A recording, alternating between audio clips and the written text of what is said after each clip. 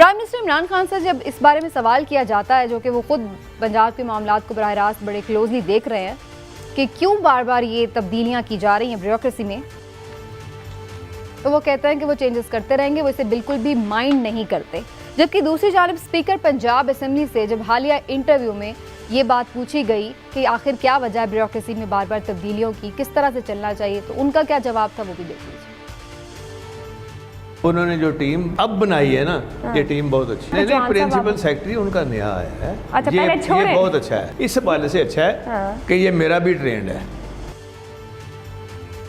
تو اب تو ان کی ضمانت جو ہے وہ اسپیکر صاحب نے بھی دے دی، اس کے باوجود بھی چینجز نظر آ رہی ہیں۔ آخر یہ چینجز کب تک کیوں ہوں گی، اسی حوالے سے گفتگو کریں گے۔ آپ سب کو میں خوش آمدید کہتی ہوں۔ پہلے عمران صاحب کی طرف جاتے ہوئے، عمران صاحب اب سارا قصہ کہانی تو سامنے آپ کے رکھا کہ یہ تبدیلیاں آج کی بات تو نہیں ہیں، کنٹینیوسلی ہیں۔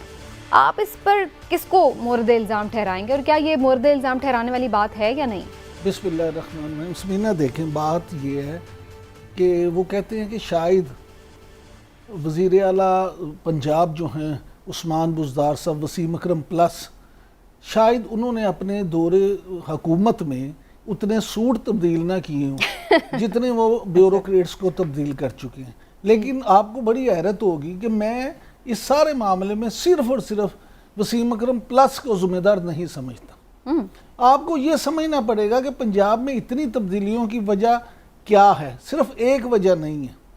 دیکھیں، ایک جو سب سے بڑی بنیادی وجہ وہ یہ کہ پنجاب کو اسلام آباد سے بیٹھ کے جب چلانے کی کوشش کی گئی تو بہت ساری تبدیلیاں وہاں سے وزیر اعظم عمران خان کی طرف سے، پرائم منسٹر ہاؤس کی طرف سے ہوئی۔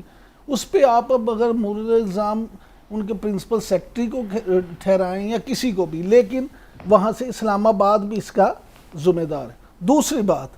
دوسری چیز یہ ہے کہ یہاں ایک چیف منسٹر نہیں رہا۔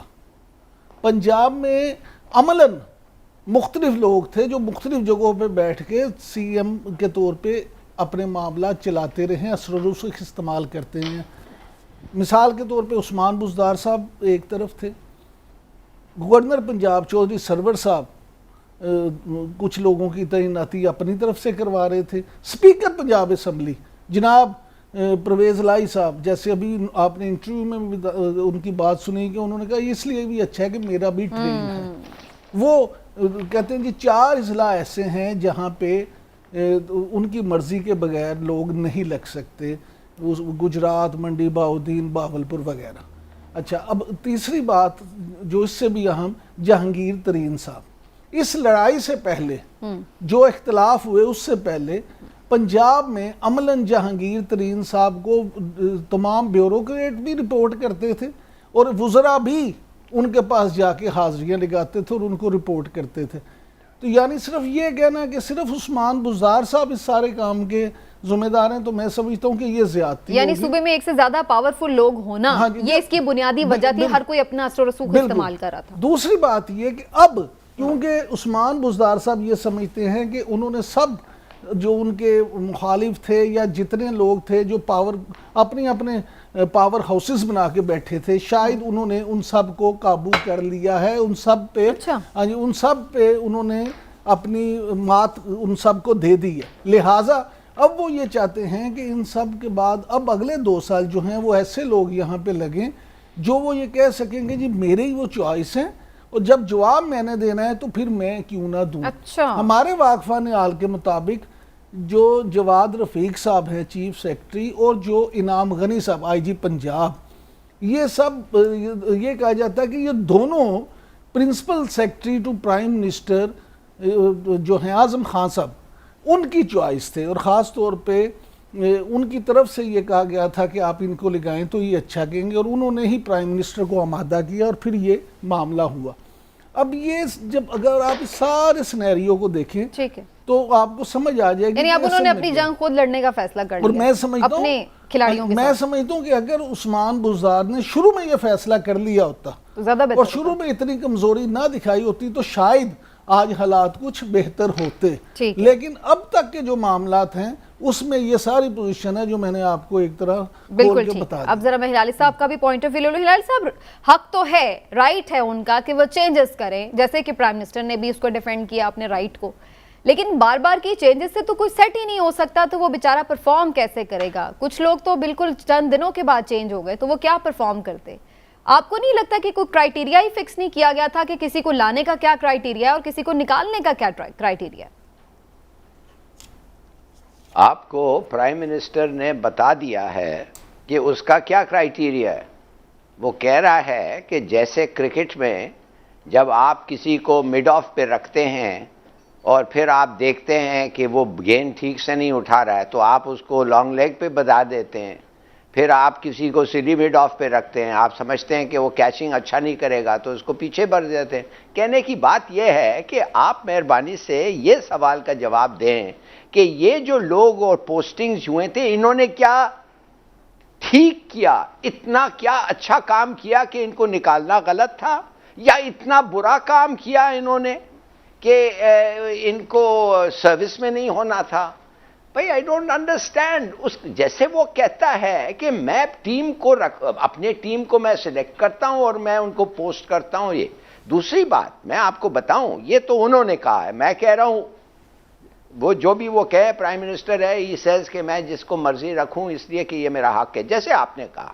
میں دوسری بات, بھائی جہانگیر ترین کے چوائسز ہوتے تھے, اس کے بعد بزدار کے ہوتے تھے, پھر پرائم منسٹر کا انپٹ ہوتا تھا, پھر ساتھ ساتھ پرویز الہی کا انپٹ ہوتا تھا. جب آپ ایک کولیشن گورنمنٹ میں ہیں, میں تو آپ کو کہہ سکتا ہوں کہ پرویز الہی کہتا ہے کہ بھئی آپ چیف سیکرٹری اپوائنٹ کر رہے ہیں تو مجھے آئی جی اپوائنٹ کرنے دیں, اگر آپ آئی جی اپوائنٹ کر رہے ہیں مجھے چیف سیکرٹری کرنے دیں, آخر میرے بغیر تو آپ پنجاب میں پاور میں ہو نہیں سکتے ہیں, تو گیو می مائی ڈیو رائٹ. دیکھیے کولیشن گورنمنٹ چلانا بڑا مشکل ہے, کرنا پڑتا ہے. تیسری بات یہ ہے کہ ان کو تو بیوروکریسی کے بارے میں they have had no experience of government, ایک دن پاور میں نہیں رہے ہیں. وہ تو شریفs جو ہیں ان کا تو اپنا ٹولی تھا, وہ تو 20-20 سال سے ان کو پالتے تھے. وہ پبلک سرونٹس نہیں تھے جن کو وہ اپوائنٹ کرتے تھے, وہ پرائیویٹ سرونٹس بن گئے تھے.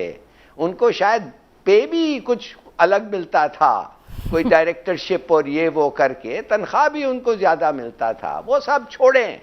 کہنے کی بات صرف یہ ہے کہ ان لوگ ٹرائل اینڈ ایرر. آپ سمجھتے ہیں کہ آنے کے ساتھ you should hit the ground running with brilliant choices, great selections, جب آپ ایک دن بھی نہیں رہے ہیں پاور میں. No I am sorry, that's not the way to do it. وہ ہوتا نہیں ہے ایسے, وہ ایک ڈریم ورلڈ میں ہوتا ہے. ہاں اگر انہوں نے ایسے آدمی کو نقصان انہوں نے جو کیا ہے بہت زیادہ, تو then they are to blame. Hilali صاحب ٹرائل اینڈ ایرر تو ٹھیک ہے, ایک سیکنڈ, ایک میرے ذہن میں کوشچن ہے کہ ہلالی صاحب ٹرائل اینڈ ایرر آپ کی بات ٹھیک ہے کہ چلیں آپ کو ایکسپیرینس نہیں ہے تو آپ اپوائنٹ کر کے دیکھتے ہیں, موقع دیتے ہیں کہ کوئی پرفارم کرے, لیکن ایک رپورٹ بھی تو ہوتی ہے نا جو ہر ایجنسیوں سے, اور ایک محکمہ جاتی رپورٹ بھی ہوتی ہے کہ کوئی افسر کیسا پرفارم کرتا رہا ہے, اس کا کیا طریقہ کار رہا ہے. اس میں ہم نے دیکھا کہ جب لاہور, آپ مجھے پوچھ رہی ہیں جو 40 سال سروس میں رہ چکا ہوں, جو ہر آدمی کا اے سی آر, مانے کہ سینکڑوں اے سی آر لکھا ہوں اور سینکڑوں اے سی آر پڑھا ہوں, اپنے بارے میں بھی لوگوں, ہاں اپنے بارے میں بھی لوگوں کا اسیسمنٹ پڑھا ہوں. کیا آپ سمجھتے ہیں یہ مناسب پوسٹنگ ہے کہ ایک آدمی کو پرائم منسٹر کا special secretary for foreign affairs, defence اور سیکیورٹی لے جا کے آپ اس کو نائجیریا پھینکیں اس لیے کہ وہ سچ بولتا ہے, یا اس لیے کہ نواز شریف کے بندوں کو وہ آنکھ میں آنکھ ملا کے بات کرتا ہے؟ تو پلیز انڈرسٹینڈ, آپ لوگ ایسے بات کرتے ہیں جیسے یہ ہماری اسیسمنٹ جو ہے سروس میں یہ مناسب ہے, ٹھیک ہے, اچھی ہے. بالکل غلط ہے, completely biased, nepotist. I am witness. I am both a victim. اچھا, اور لوگ کہتے ہیں اس لیے کہ بی بی نے مجھے بڑا اچھا رپورٹ دیا, therefore اس کو یہ ہے. دیکھیے خدا کے لیے یہ سب بھول جائیں. دس از اے یوزلیس سسٹم. یہ کوئی اے سی آر جو ہوتا ہے, مجھے ایک آدمی نے آ کے جو بعد میں ایمبیسڈر بنا, مجھے کہتا ہے سر آپ نے جو مجھے رپورٹ دیا تو اس سے تھوڑا سا بہتر ہوتا تھا, ہو سکتا تھا. میں نے کہا اس سے بہت بدتر بھی ہو سکتا تھا. ٹھیک ہے اچھا مگر ہلالی صاحب تمہارا کوئی حق ہی نہیں تھا ایک ایسا رپورٹ لینے کے لیے. I am sorry, we are all guilty. بڑا مشکل ہے. ٹھیک ہے, میں دوبارہ بھی آتی ہوں ہلالی صاحب ہلالی صاحب لیٹ می ٹیک ہلالی صاحب جو آپ نے کہا, کیونکہ آپ ماشاءاللہ خود اتنے ایکسپیرینسڈ ہیں اور آپ کے ساتھ آپ خود آپ وکٹمائز بھی ہوئے اور آپ کے بقول آپ سے زیادتی بھی ہوئی, بالکل ٹھیک ہے, مان لیتے ہیں. تو مجھے یہ بتائیں کہ بیوروکریسی جو ہے, آپ نہ تو بے نظیر کے ذاتی ملازم تھے نہ نواز شریف کے, اسی طرح جو بیوروکریسی ہے وہ نہ پیپلز پارٹی کی, نہ مسلم لیگ کی اور نہ پی ٹی آئی کی, کسی کی ذاتی ملازم تو نہیں ہے. وہ ریاست پاکستان کے ملازم ہیں اور انہوں نے اسے اوبے کرنا ہے. حکومت کا کام یہ ہوتا ہے کہ اس نے کام کس طرح سے لینا ہے.